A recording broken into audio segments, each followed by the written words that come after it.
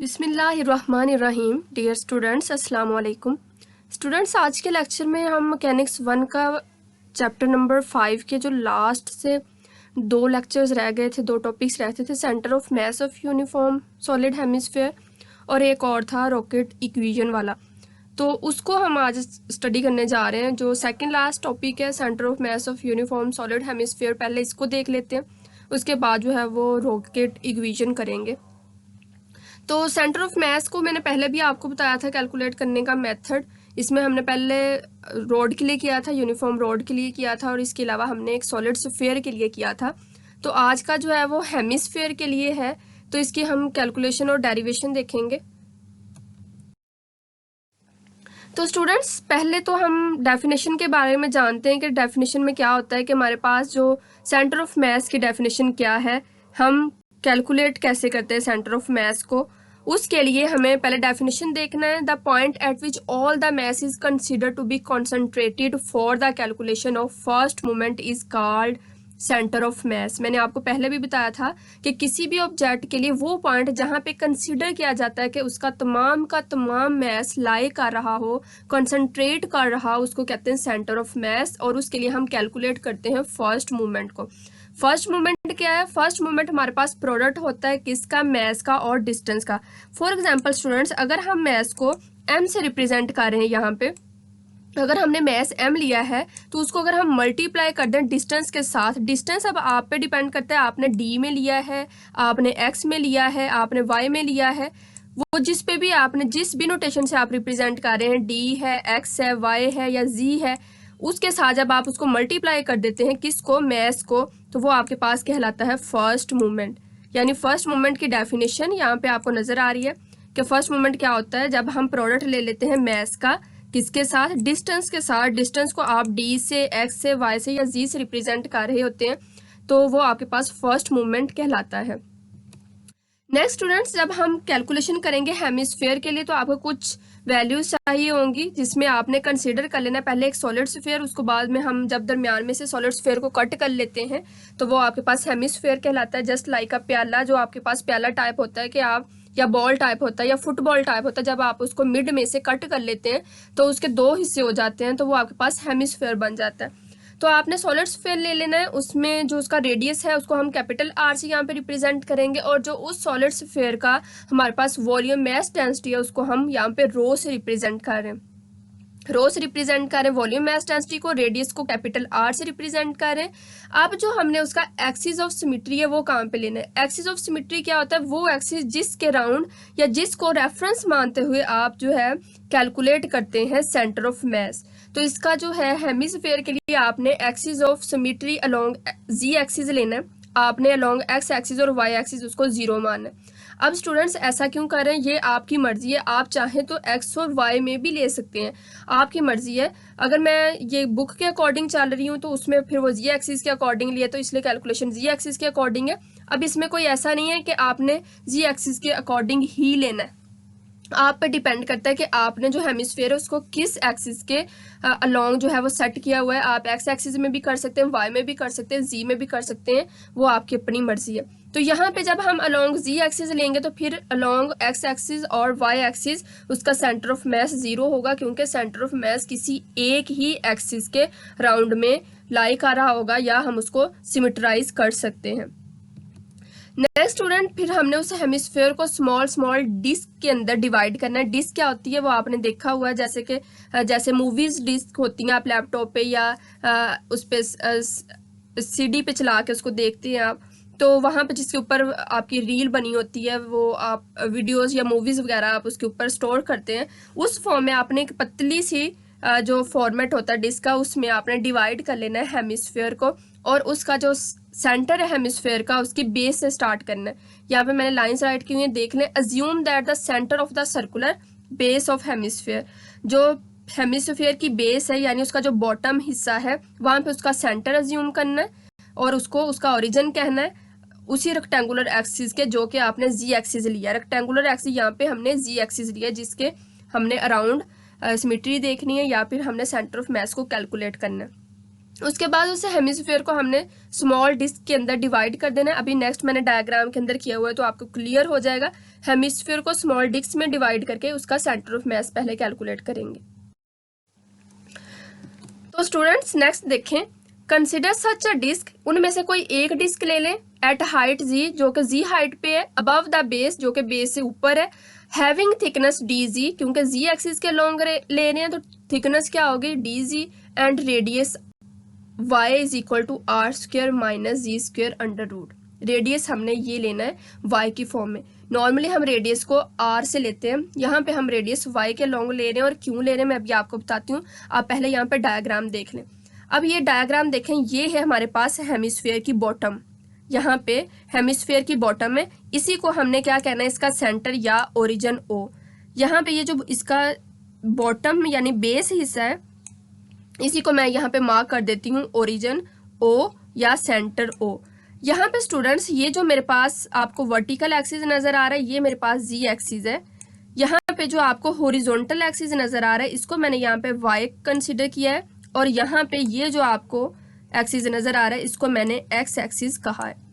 यहाँ पे ये वाला जीरो से लेके उसके सर्कमफेरेंस तक का जो डिस्टेंस है, ये मेरे पास होगा आर। यहाँ पे ये जो आर आपको नजर आ रहा है, ये आर। अब देखें जो हमारे पास यहाँ से जीरो से लेके इधर तक का डिस्टेंस है, ये भी क्या है आर। अब चूंकि आर जो है वो अलोंग है वाई एक्सिस के, इसलिए हम रेडियस को क्या कह सकते हैं वाई। रेडियस को यहाँ पे हम वाई से इसलिए रिप्रेजेंट करें चूंकि ये जीरो से यहाँ तक का डिस्टेंस आर है, जीरो से यहाँ तक का डिस्टेंस बी आर है, जीरो से यहाँ तक का डिस्टेंस बी आर है। यानी हम सेंटर से लेकर सर्कमफेरेंस तक स्फीयर में या हेमिस्फीयर में जो डिस्टेंस लेते हैं वो रेडियस कहलाता है। अब रेडियस चूंकि y के पैरेलल भी है, अलोंग भी है, तो इसलिए रेडियस को हम यहाँ पे y से भी रिप्रेजेंट कर सकते हैं। ये हमारे पास डिस्क है जो आपको यहाँ पे ऑरेंज कलर में नजर आ रही है, जिसकी थिकनेस डी जी है और इसकी जो हाइट है यहाँ से वो जी के अलोंग है, तो इसलिए इसकी थिकनेस डी जी ले रहे हैं और हाइट इसकी जी ले रहे हैं। नेक्स्ट ये कैलकुलेशन कैसे हुई है, r square minus z square कैसे आता है, अंडर रूट कैसे आता है, ये यहाँ पे पैथागोरस थ्योरम लगाएंगे। मैं अभी आपको कैलकुलेट करके भी बताती हूँ कि y is equal to r square minus z square कैसे आता है। अभी आपको ये क्लियर हो जाना चाहिए कि रेडियस को मैंने y के इक्वल क्यों लिया है, क्योंकि रेडियस r और y एक्सिस जो है वो एक दूसरे के अलोंग हैं या पैरेलल हैं। नेक्स्ट स्टूडेंट्स देखिए वॉल्यूम मास डेंसिटी को कैसे कैलकुलेट करते हैं। अगर तो हमारे पास हो लीनियर मास डेंसिटी तो हम क्या लिखते हैं, लैम्डा से रिप्रेजेंट करते हैं। अगर हमारे पास हो वॉल्यूम मास डेंसिटी तो उसको हम रो से रिप्रेजेंट करते हैं। वॉल्यूम मास डेंसिटी हम यहाँ पर डिस्क के लिए कैलकुलेट करेंगे। वॉल्यूम यहाँ पर dv होगा और मास यहाँ पर dm होगा। फार्मूला क्या है, density is equal to mass per unit volume. मास किसका, डिस्क का, वॉल्यूम किसका, वो हमारे पास टोटल वॉल्यूम होगा इस हेमिस्फीयर के लिए। यहाँ पे वैल्यूज को कैलकुलेट कर लेंगे, dv यहाँ पे डिवाइड हो रहा है, उधर लेके जाएंगे तो ये मल्टीप्लाई होगा, तो आपके पास ये इस तरह से आ जाएगा। इसको हम लिखेंगे the mass of the disc is, क्योंकि dm में लिखेंगे तो मास ऑफ द डिस्क होगा, अगर टोटल m लिखेंगे तो मास ऑफ द हेमिस्फीयर होगा। जब हम स्मॉल वैल्यूज के लिए लिखते हैं तो साथ में हम d लिखते हैं, यानी स्मॉल फॉर्म डेल्टा, या स्मॉल चेंज के लिए या डेल्टा या d स्मॉल d लिखते हैं। तो dm यानी यहाँ पे डिस्क का मास है, dm को यहाँ पे ही रखेंगे, dv को उधर ले जाएंगे तो वो मल्टीप्लाई हो जाएगा। अब यहाँ पे रो को मैंने वैसे ही लिखा है और dv की जगह पे मैंने वैल्यू पुट की है जो कि पाई वाई स्क्वेयर dz आपको नजर आ रही है। dm वैसे ही आ गया, रो वैसे ही आ गया, dv की जगह पे वैल्यू पुट की है पाई वाई स्क्वेयर। अब ये वैल्यू कैसे आई है, क्योंकि स्टूडेंट्स हम जानते हैं जो वॉल्यूम होता है हमारे पास v, वो इक्वल किसके होता है, वो होता है हमारे पास 3 डायमेंशन की मल्टीप्लीकेशन के, या फिर हम उसको लिखते हैं एरिया मल्टीप्लाई डिस्टेंस। यहाँ पे a जो है वो एरिया को रिप्रेजेंट कर रहा है और d यहाँ पे डिस्टेंस को रिप्रेजेंट कर रहा है। अब एरिया क्या होता है स्फीयर के लिए, स्फीयर के लिए एरिया होता है पाई आर स्क्वायर के इक्वल। स्फीयर के लिए जो एरिया होता है वो क्या होता है, पाई आर स्क्वायर। अब चूंकि आर हमारे पास रेडियस होता है, हमने रेडियस इस स्फीयर के लिए कैपिटल आर माना हुआ है, तो इसलिए हम क्या लिखेंगे पाई कैपिटल आर स्क्वायर और डिस्टेंस। अब आप जानते हैं कि डिस्टेंस यहाँ पे कौन सा होगा, जिसके अलोंग हम सिमेट्री देख रहे हैं, यानी जिसके अलोंग हमने mass of centre of mass calculate करना है, तो वो डिस्टेंस हम अलोंग जी एक्सिस ले रहे हैं। तो मैं यहाँ पे इसको क्या लूँगी, डी जी। इसको थोड़ा सा फाइन करके लिख लेंगे, थोड़ा सा इसको फाइन करके लिख लें, डी जी। यहाँ पे आपके पास डिस्टेंस आ जाएगा डी, और यहाँ पे लिख लेंगे साथ में जी, डी जी। तो ये आपके पास एरिया मल्टीप्लाई डिस्टेंस हो जाएगा। अब आप जानते हैं कि जो आर है उसी को ही क्या कहते हैं यहाँ पे इस डायग्राम के अकॉर्डिंग वाई। आर यहाँ पे इक्वल है किसके, वाई के। रेडियस इक्वल है हमारे पास वाई के क्योंकि वो उसके अलोंग है, तो इसलिए यहाँ पे मैंने वाई के साथ रिप्लेस कर दिया है आर को। इसके अकॉर्डिंग वाई रिप्लेस हो गया है आर के साथ, तो इसलिए आपके पास इस वॉल्यूम के फार्मूला में आ जाएगा रो वैसे के वैसे ही, डी वी की जगह पे पाई आर स्क्वायर, आर को रिप्लेस कर दिया वाई से तो पाई वाई स्क्वायर, और डी जी यहाँ पे डिस्टेंस है, यानी पाई वाई स्क्वायर यहाँ पे एरिया है और डी जी यहाँ पे डिस्टेंस है, और इसको इक्वेशन नंबर 1 कह दिया क्योंकि ये नेक्स्ट यूज होगी।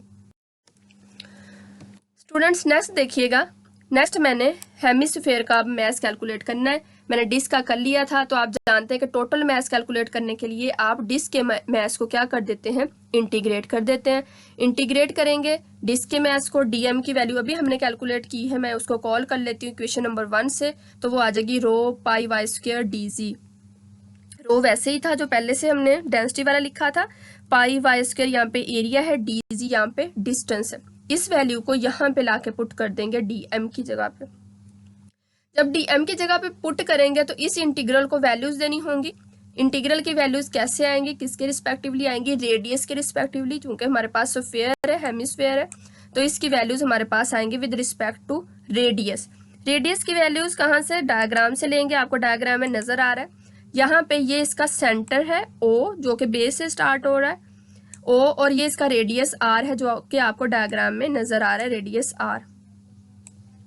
ये आपके पास जी एक्सिस है, और अगर मैं जी से आर की लाइन को यहाँ से इस तरह मीट करवा दूं, जी से आर की लाइन को, तो ये मेरे पास इक्वल हो जाता है किसके, वाई के। अब जो वाई वाला हिस्सा है स्टूडेंट, अगर मैं इसको बेस कह दूं, यहाँ पे मेरे पास ये 90 का एंगल होगा और यहाँ पे ये कोई स्मॉल एंगल होगा। आप जानते हैं स्मॉल एंगल और 90 के एंगल के साथ वाले जो आपके पास लाइन होती है वो बेस कहलाता है। इस हिसाब से वाई मेरे पास बेस होगा। 0 से जी वाला जो एक्सिस है ये मेरे पास परपेंडिकुलर होगा और हाइपोटेन्यूज 0 से आर वाला होगा। यहाँ पे आपको एक ट्रायंगल नजर आ रही है जो कि 0, और यहाँ से ये आर वाला एक्सिस, वाई वाला एक्सिस और जी वाला एक्सिस। ये वाई था तो इसके पैरेलल वाई मैंने ले लिया, यहाँ पे कैलकुलेट कर लिया, ड्रॉ कर दिया। अब इस पे अगर पाइथागोरस थ्योरम लगाते हैं तो यहाँ से हमारे पास वैल्यू निकल आएगी वाई की, जो कि अभी पीछे मैंने मेंशन की थी, रेडियस के equal y, radius is equal to y equal to under root of r square minus z square के इक्वल। कैसे देखिएगा जरा, ये देखें मैंने पाइथागोरस थ्योरम लगाया, hypotenuse square is equal to base square plus perpendicular square. Hypotenuse कौन है यहाँ पे, आर, ये वाली लाइन, आर स्क्वायर आ जाएगा, बेस कौन है, वाई, जिसके साथ एंगल्स होते हैं, स्मॉल एंगल होता है, वाई स्क्वायर। उसके बाद परपेंडिकुलर कौन है, ये वाला z, z square. Z square इधर प्लस में, उधर लेके जाएंगे तो माइनस में आ जाएगा, r square minus z square, y square इधर ही रह जाएगा। Taking square roots on both side we get y is equal to under root of r square minus z square. ये वही वैल्यू जो अभी मैंने पीछे बताई थी कि रेडियस इज इक्वल है वाई के और वाई इक्वल है under root of r square minus z square के। ये वैल्यू यहाँ पे भी स्टूडेंट्स यूज होगी। डीएम में मैंने ये वैल्यू पुट की है, रो पाई वाई स्क्वायर वाली, और फिर y में मैंने वैल्यू पुट करनी है ये वाली r square minus z square वाली, यानी r square minus z square is equal to y square. ये यहाँ पे लाके पुट कर देंगे। जब पुट करेंगे तो रो और पाई यहाँ पे कांस्टेंट है वो बाहर ही लिख लेंगे, बाकी आर स्क्वायर को माइनस जी स्क्वायर को इस वाई स्क्वायर की जगह पे जब रखेंगे तो ये इस तरह से आ जाएगा। अब स्टूडेंट आप इंटीग्रल को सेपरेट कर सकते हैं। लिमिट्स मैंने 0 टू आर लगाई हैं, दोनों का इंटीग्रल सेपरेट कर लें। रो पाई को मैंने कॉमन लिख लिया, 0 टू आर आर स्क्वायर के लिए सेपरेट, फिर माइनस, और 0 टू आर जी स्क्वायर के लिए सेपरेट। इंटीग्रल को जस्ट दोनों टर्म्स के लिए सेपरेट कर लिया। उसके बाद रो पाई वैसे के वैसे, आर स्क्वायर अब जी के साथ नहीं कैलकुलेट होगा क्योंकि आर यहाँ पे कांस्टेंट है।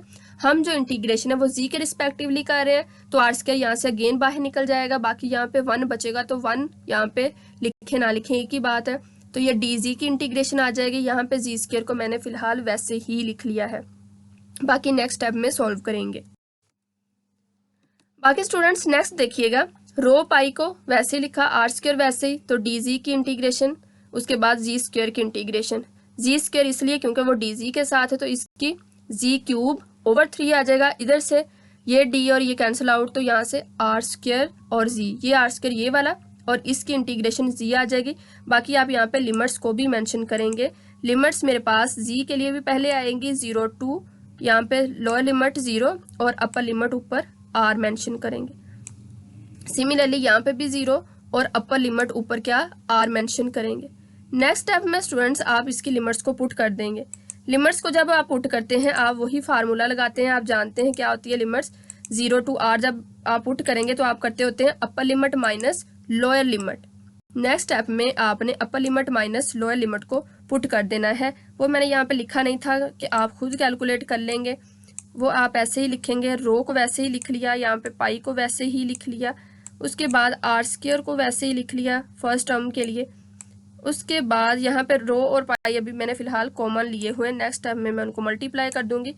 तो यहाँ पे जब मैं अपर लिमिट लिखूंगी तो मेरे पास आ जाएगा अपर लिमिट में r और माइनस क्या आएगा मेरे पास लोअर लिमिट में 0।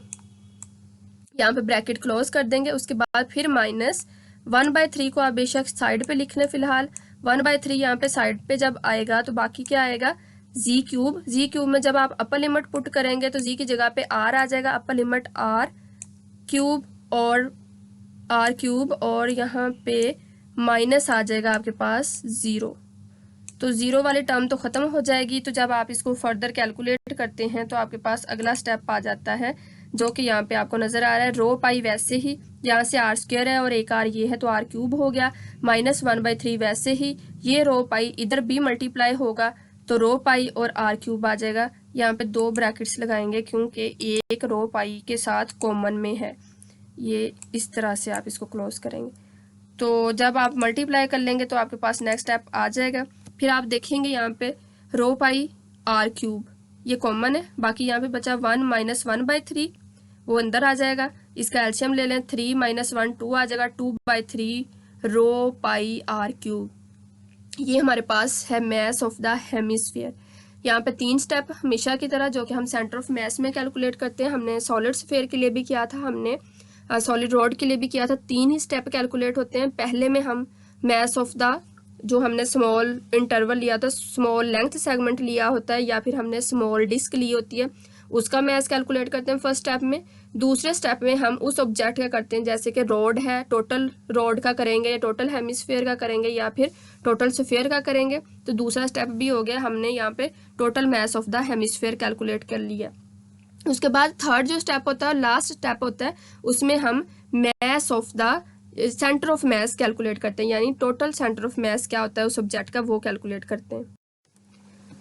तो स्टूडेंट्स नेक्स्ट जो स्टेप है और लास्ट स्टेप है, centre of mass of solid hemisphere is defined as. उसमें क्या करते हैं, अब सेंटर ऑफ मैस मैंने स्टार्ट पे ही बता दिया था, हम चूंकि जी एक्सिस के अलोंग ले रहे हैं, हमने जी एक्सिस को सिमेट्री एक्सिस मानना है। तो अकॉर्डिंग टू डेफिनेशन क्या होता है, जो हमने मैस कैलकुलेट करना होता है जिस एक्सिस के अलोंग, यानी जी है तो जी के लिए एक्स होगा तो यहाँ पे एक्स लिखेंगे, वाई होगा तो यहाँ पे वाई लिखेंगे। सिमिलरली अगर कोई हम पोजीशन वेक्टर आर ले रहे हैं तो यहाँ पे फिर हम आर लिखेंगे, इधर भी आर और इधर भी आर, क्योंकि जब मैंने ये चैप्टर स्टार्ट करवाया था तो तब मैंने आपको बताया था कि आपके पास जो सेंटर ऑफ मैस के लिए होते हैं जो भी टर्म होती है जी एक्स वाई, उसके रिस्पेक्टिवली आप डेफिनेशन में लिखते हैं। तो यहाँ पे जी के रिस्पेक्टिव था तो जी और इंटीग्रल ऑफ डीएम, यानी डीएम वो स्मॉल डिस्क का मैस और टोटल मैस के साथ इसको डिवाइड कर देते हैं। ये डेफिनेशन होती है सेंटर ऑफ मैस के लिए। इसमें फर्दर वैल्यूज पुट कर देंगे डीएम की और एम की। तो उन वैल्यूज को मैं कॉल कर लेती हूँ। डीएम की वैल्यू इक्वेशन 1 से आ जाएगी, कैपिटल एम की वैल्यू इक्वेशन 2 से आ जाएगी जो अभी कैलकुलेट की है। इनको पुट कर देंगे हम इसके अंदर। तो हमारे पास 0 to r लिमिट्स, क्योंकि हम r के रिस्पेक्टिवली रेडियस के रिस्पेक्टिवली कैलकुलेट करेंगे, तो 0 to r लिमिट्स जी ये वाला जो पहले से फार्मूले में था, डीएम की जगह पे उसकी वैल्यू यहाँ से इक्वेशन 1 से रो पाई वाई स्क्वायर डी जी, और एम की वैल्यू इक्वेशन 2 से 2/3 रो पाई आर क्यूब। जब इसको हम पुट कर लेते हैं स्टूडेंट्स, तो नेक्स्ट मैंने यहाँ पे y की वैल्यू पुट करनी है, उसको भी मैंने कॉल कर लिया, y square equal to r square minus z square, वो यहाँ पे मैंने पुट कर दिया। यहाँ पे देख लें 2/3 ये पहले डिवीजन में था, तो जब इधर ऊपर लेके जाएंगे तो ये रेसिप्रोकल हो जाएगा, 3/2 हो जाएगा। 3/2 यहाँ से रो पाई कॉमन और नीचे से भी रो पाई आर क्यूब कॉमन, क्योंकि यहाँ पे ऊपर इंटीग्रल है नीचे इंटीग्रल नहीं है। ऊपर इंटीग्रल जो है वो जी के रिस्पेक्टिव है, तो यहाँ पे सिर्फ जी वाली टर्म रहेगी और वाई की वैल्यू पुट करके फिर बाद में सॉल्व करेंगे। तो रो पाई यहाँ पे कॉन्स्टेंट है इसलिए उसको बाहर लिख सकते हैं। अब ऊपर भी रो पाई है और एक नीचे भी रो पाई है, तो दोनों क्या हो जाएंगे, कैंसिल आउट। यहाँ से एक रो पाई कैंसिल आउट, यहाँ से एक रो पाई कैंसिल आउट, तो बाकी बच जाएगा हमारे पास 3/2 आर क्यूब। तो नेक्स्ट देखिए स्टूडेंट, 3/2 आर क्यूब, यहाँ से जी आर स्क्वेयर का इंटीग्रल साइड पे माइनस जी क्यूब का इंटीग्रल साइड पे, यानी फिर से इंटीग्रल को सेपरेट कर लिया है, डिवाइड कर लिया है। जी दोनों के साथ मल्टीप्लाई हो रहा था, जी आर स्क्वेयर इंटीग्रल अलग कर लिया है, जी को इस जी स्क्वेयर के साथ किया तो वो जी क्यूब हो जाएगा, इसके इंटीग्रल को सेपरेट कर लिया है और अब इसको हम सॉल्व कर लेंगे। यहाँ से आर स्क्वेयर फिर से कॉमन आ जाएगा तो जी की इंटीग्रेशन आएगी, यहाँ से जी क्यूब की इंटीग्रेशन आएगी। तो नेक्स्ट देखें स्टूडेंट्स, ये पिछला स्टेप जो है दोबारा से मैंने राइट किया है। यहाँ से आर स्क्वेयर को आप जब बाहर लिखेंगे तो आर स्क्वेयर इधर आ जाएगा, ये आर क्यूब के साथ कैंसिल आउट होगा, एक आर स्क्वेयर यहाँ से ये आर स्क्वेयर कैंसिल आउट हो जाएगा, इधर से आर स्क्वेयर होगा तो यहाँ पे एक आर बच जाएगा, बाकी 3/2 वैसे ही आ जाएगा। सिमिलरली मैंने यहाँ पे जी को वैसे ही अब लिख लिया है, आर स्क्वेयर बाहर लिख लिया था तो 3/2 ये इधर भी मल्टीप्लाई होगा, क्योंकि पहले ब्रैकेट के बाहर था कॉमन था, अब इधर भी मल्टीप्लाई होगा तो इस वाले को वैसे लिख ले 3/2 आर क्यूब। और नेक्स्ट इसकी इंटीग्रेशन को हमें खुद सॉल्व करना होगा, क्योंकि आप जानते हैं इंटीग्रेशन यहाँ पे अब आसान इंटीग्रेशन है। यहाँ से हमारे पास फर्स्ट स्टेप में आ जाएगा 3/2, 3/2 के बाद जो है साथ में आएगा आर, 3/2 और यहाँ पे आएगा आर, कैपिटल आर। उसके बाद जब इंटीग्रेशन को सॉल्व करते हैं तो इसकी इंटीग्रेशन आएगी हमारे पास जी स्क्वेयर और फिर हम जानते हैं कि फार्मूला के अकॉर्डिंग जो ऊपर पार में होती है वैल्यू वही यहाँ पे डिवीजन में भी होती है, तो स्क्वेयर है तो नीचे भी 2 आ जाएगा और इसकी जो लिमिट्स है वो 0 to r आ जाएंगी इस तरह से। उसके बाद स्टूडेंट्स माइनस जब हम नेक्स्ट टर्म को देखते हैं तो उसमें 3/2 पहले वैसे ही आएगा, 3/2 फिर साथ में है आर क्यूब वो वैसे ही आएगा, आर क्यूब के साथ जो नेक्स्ट टर्म है जब उसकी इंटीग्रेशन सॉल्व करेंगे तो उस पर भी पार रूल लगेगा, पार रूल के अकॉर्डिंग 3 पार पहले है और एक पार में इंक्रीमेंट होगा तो इजाफा होगा तो ऊपर 4 आ जाएगा और डिवीजन में भी वही 4 आ जाएगा। उसकी लिमिट्स भी 0 to r ही आएंगे, 0 और यहाँ पे r आ जाएगा। इन लिमिट्स को आप जब पुट करेंगे फिर आप इसको सॉल्व करेंगे तो आपके पास आंसर आ जाएगा। यहाँ पे देखें 3 है ऊपर और ओवर में है 2 और एक 2 इनसाइड है तो ये दोनों मल्टीप्लाई होके 4 हो जाएगा, 4r और यहाँ पे लिमिट्स पुट कर देंगे। अपर लिमिट है तो वो आर स्क्वेयर आ जाएगा और लोअर लिमिट का 0 आ जाएगा तो वो -0 आप इधर वैसे ही लिख लेंगे। उसके बाद नेक्स्ट टर्म में देखें स्टूडेंट्स 4 मल्टीप्लाई होगा 2 के साथ, ऊपर है 3 डिनोमिनेटर के और 4 2s आर 8 होता है, 4 को 2 से मल्टीप्लाई किया तो हमारे पास 8 आ जाएगा और यहाँ पे आर क्यूब पहले से ही है तो वो वैसे ही लिख लेंगे। और ब्रैकेट के अंदर लिमिट्स आएंगी, फिर से अपर लिमिट r है उसकी पार आ जाएगी 4 और लोअर लिमिट 0 है तो वो यहाँ पे पुट करने से 0 ही रहेगा। उसके बाद नेक्स्ट देखेंगे जब तो यहाँ पे ये मेरे पास थोड़ी बड़ी लाइन लगी है, यहाँ पे नेक्स्ट देखें स्टूडेंट जब हम अगली टर्म में इसको सॉल्व करते हैं तो ये हमारे पास हो जाएगा 3/4 और यहाँ से एक आर ये और एक आर यहाँ से कैंसिल आउट, यानी कि ये हमारे पास आ जाएगा 3/4